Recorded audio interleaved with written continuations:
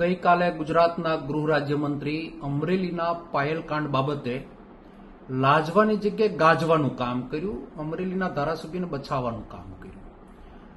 1/1/2025ના પત્ર વ્યવહારથી ભારતીય જનતા પાર્ટીના પત્રમાં લાગેલા આરોપો અને એક દીકરીને રાતના 12 વાગે લાવીને પોલીસ તંત્ર મારફત ગોંધી રાખવામાં આવી. ત્યારબાદ એસઆઈટીની રચના થઈ, ત્યારબાદ નિર્લિપ્રાયની કમિટીએ રિપોર્ટ તૈયાર કર્યો, ડીજીપીને સુપ્રત કર્યો.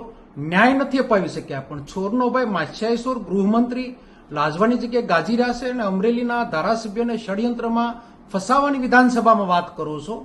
હું આ મીડિયા મારફત ગૃહમંત્રીને ચેલેન્જ કરું છું કે કયા વ્યક્તિએ આને ફસાયો છે એનો બધાનો નાર્કો ટેસ્ટ કરો.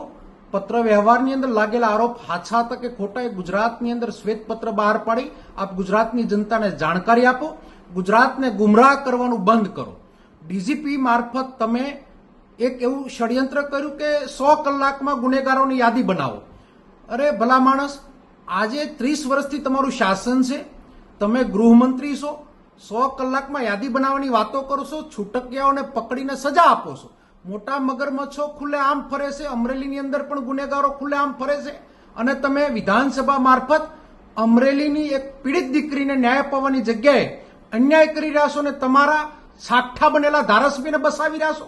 શરમની જેવી જો કોઈ આપણને અક્કલ જેવું કંઈ હોય તો આપણે શરમ અનુભવવી જોઈએ. એક દીકરીને ન્યાય અપાવવાની જગ્યાએ જે તમે આ નિવેદન કર્યું સખત શબ્દોમાં અમે વિખોડીએ છીએ અને તાત્કાલિક મુખ્ય